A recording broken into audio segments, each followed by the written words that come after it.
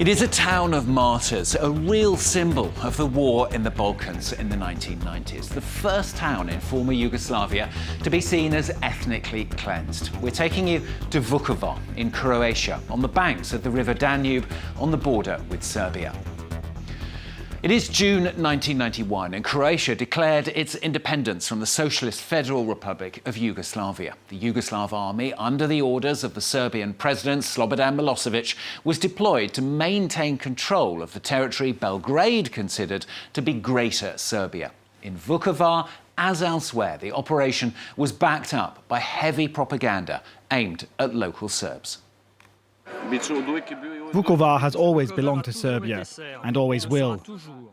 Where there's a Serbian tomb, it's Serbian land. It's always been Serbia. Since the 15th century, the communists changed the borders, they are to blame. Well, in May 1991, clashes broke out between Serbs and Croats in Vukovar. Galvanised by the propaganda, the Serbs rose up and proclaimed the Republic of Croatia, which covered almost a third of Croatian territory. The Croats also taking up arms to defend the integrity of independent Croatia. Then in August, Belgrade sent in its army. Pillaged for nearly 3 months, left in ruins, Vukovar fell in November. 20,000 Croats then deported. It wasn't until 5 years later that they could return under a UN-sponsored agreement for the peaceful reintegration of the region into Croatia. But 30 years on, how do those who fought against each other now live together? What kind of peace is there amid the feelings of injustice, with heavy war crimes committed, largely unpunished? Well, Elena Volochin revisits Vukovar for France 24.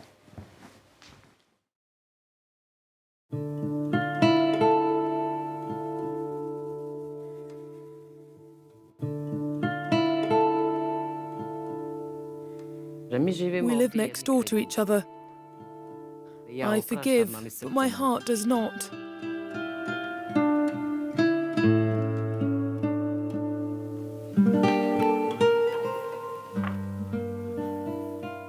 That's my husband. He's still missing. In Vukovar, the missing are ever present. Numbering more than 500 across the county, they haunt the living who cannot grieve. People run into each other in town in Vukovar. Raped women run into their rapists, and we run into the people who beat us in the Serb camps. 32 years after the war, a slow and flawed justice system has not been able to deliver for many of the victims, leaving them to themselves with their wounds.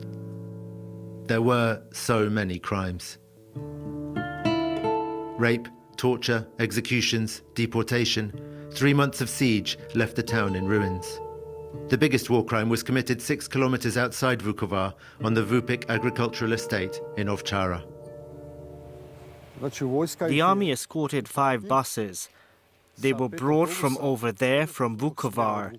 Civilians and the wounded were ordered to get off the first bus one by one.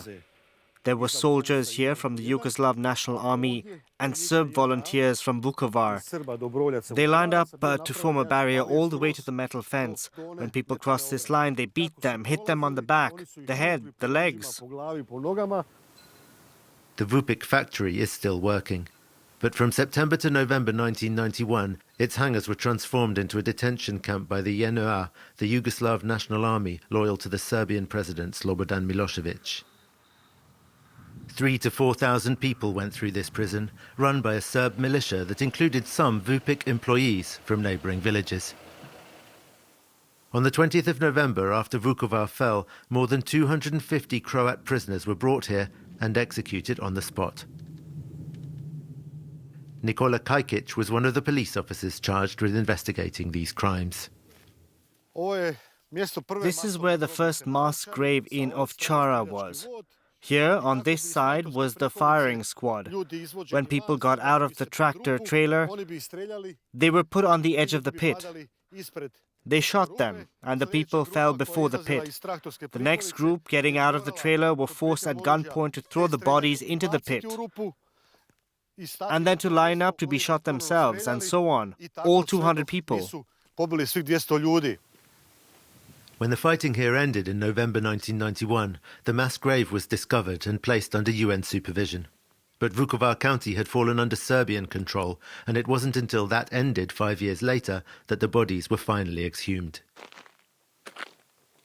194 victims were identified then, including a heavily pregnant woman and 3 teenagers. But what happened to the other prisoners who were detained on the Vupik site? Nikola Kajkic says there are 2 more mass graves in the neighboring fields. Over there on the right, about 50 people were shot. The next day, on 21st November 1991, 5 Vupik employees came and dug a ditch over there, 300 meters away. They took the bodies with a digger, brought them here, and buried them in that ditch. This grave was then moved between November and December 1992, after the big grave was discovered. That's according to the testimony of one of the guys who moved it.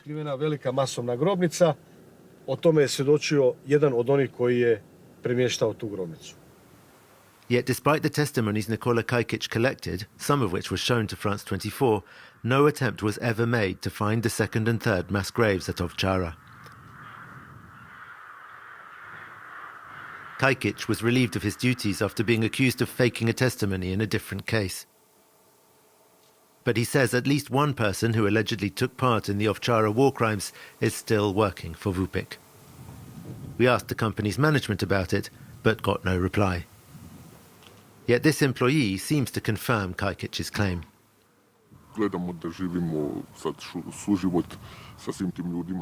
We try to live together with these people who were the aggressors and who are here now. It is what it is, but we aspire to peace, that's all. We prefer not to say that it's a problem.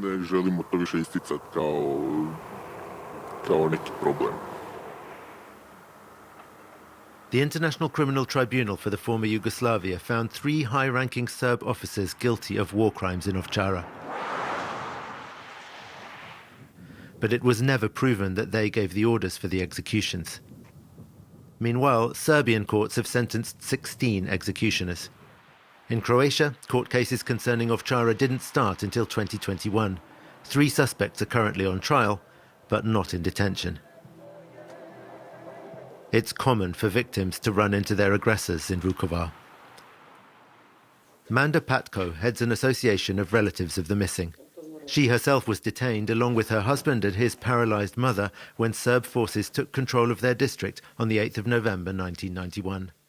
The man who guarded them was questioned by police, then freed, even though he had handed Manda's husband over to Serb soldiers, never to be seen again. Vukovar Serbs, together with the Chetnik militia, would go to clean the cellars. They would look around the houses to see if anyone was left alive there. When they went into a cellar, they would throw a bomb down and then ask, "Is anyone there alive?" There were mainly civilians there, with babies and children. When the civilians came out, they would gather them outside and then usually send them to Velepromet. Velepromet is another cluster of warehouses in Vukovar that Serb forces used as a detention site in 1991. Manda, her husband and mother-in-law were taken there too. That's where she saw her husband for the last time. When this man, who still lives in Vukovar today, was asked whom he handed my husband over to, he said it was dark. There were all sorts of units in Velepromet, he said. I don't know whom I gave him to. We're not looking for the assassin anymore, the one who killed our victims. We're looking for their remains, so we can give them a decent burial, to have a place where we can lay flowers, pray to God and light a candle for them. After her husband disappeared, Manda and her mother-in-law were deported to concentration camps in Serbia. There, she says, they were forced to say they were Ustashi, partisans of the fascist Croatian state that massacred tens of thousands of Serbs and Jews between 1941 and 1945. In 1991, when Croatia declared its independence, Slobodan Milosevic branded all its supporters Ustaše as one of his main propaganda lines against it. And even today, 2 narratives coexist in Vukovar. Serbs here suggest Serbia did not actually attack Croatia.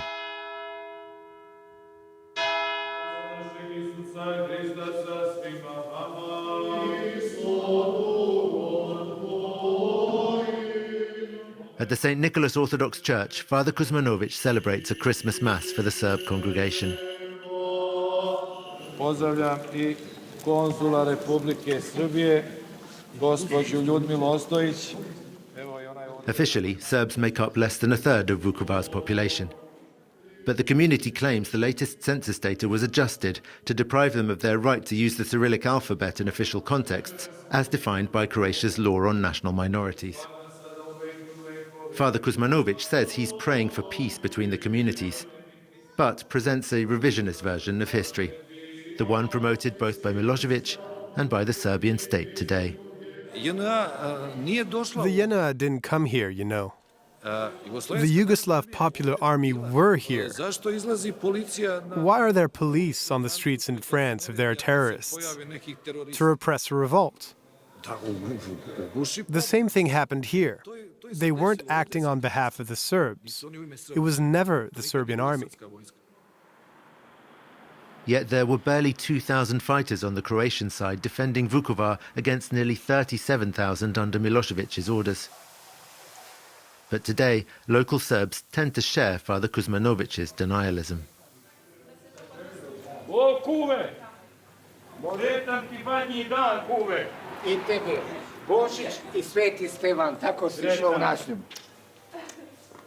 The Radošević family is toasting Orthodox Christmas with shots of rakia, the local fermented fruit liquor. Sretan nam badnji dan, dobro nam došli kumovi naši dragi, kume, da budemo zdravi, veseli, sretni. For them, the past seems to be a sensitive topic, along with the question of intercommunity relations. We have absolutely no problems. We live a perfectly normal life, and we want it to stay that way. And that's it. Nothing else, right? If you say it, it must be true. Sasha Radošević served in the JNA. Off camera, he accuses Croatia of spreading propaganda about Serbian aggression during the war. He would prefer to move on. We're headed for better times. Yes, we hope so. We're looking towards the future. We aim for normalization, for a more rational way of seeing things. And for reflection. For reflection, yes. Barely 2 houses down the street, there's a family of Croat veterans, known in Croatia as branitelji, or defenders. And they live in the past. So what if some people say we have to forgive and forget? No, we don't. We have to know who the perpetrators were, so that future generations don't make the same mistake. Mladen and his brother Ivan fought in the coastal region of Dalmatia. Mladen's children go to school in Vukovar. Gabriela's in year 1, Anna Maria in year 4. They go to a school where there are both Croat and Orthodox Serb kids. But to avoid problems, they're not mixed.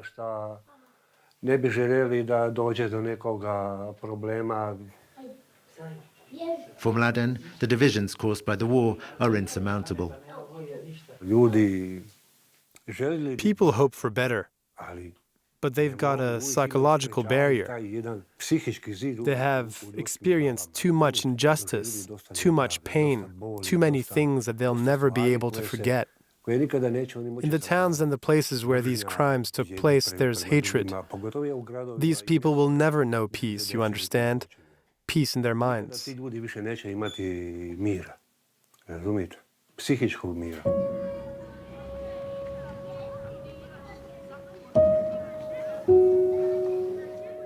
Yet not everyone in Vukovar supports ethnic segregation from preschool age. I think it's a bad thing that the nursery schools are segregated. Kids should hang out together, play together. There's no reason to separate them. It's 2024. Nikola, whom we met as he was taking his kids to preschool, thinks it's high time to reform a system put in place nearly 30 years ago. In 1996, as Croatia regained control of these regions, local Serbs were accorded various guarantees, including the right to separate education. Yet today, most residents are in favor of change and are calling on politicians to act against the divisions. Previše je ovaj grad krvi vidio, a onda su roditelji u 2024. godini gledali krv svoje djece. These demonstrators in front of the town hall are protesting against the authorities' inaction against Croat nationalist hooligans.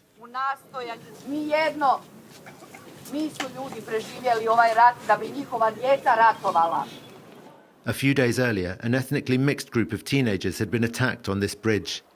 Several of them were severely wounded. The parents blame Vukovar's far-right mayor, Ivan Penava. The Vukovar town hall's policies favor the narrative that tends to separate people. People are not seen as just residents of the town, but as either Serbs or Croats. They are labeled with their ethnic identity. Our gathering shows that it doesn't have to be like that. This policy is truly a poison. It has to end, along with these narratives.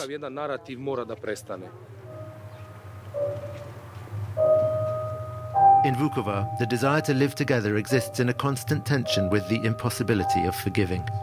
And as the years pass, proof of war crimes disappears and witnesses fall silent. An amnesty law was passed when the fighting ended, removing criminal responsibility for all but the most serious offences committed during the war. Numerous crimes were swept under the carpet, leaving Vukovar to its scars and its dreams of a better future for the new generation.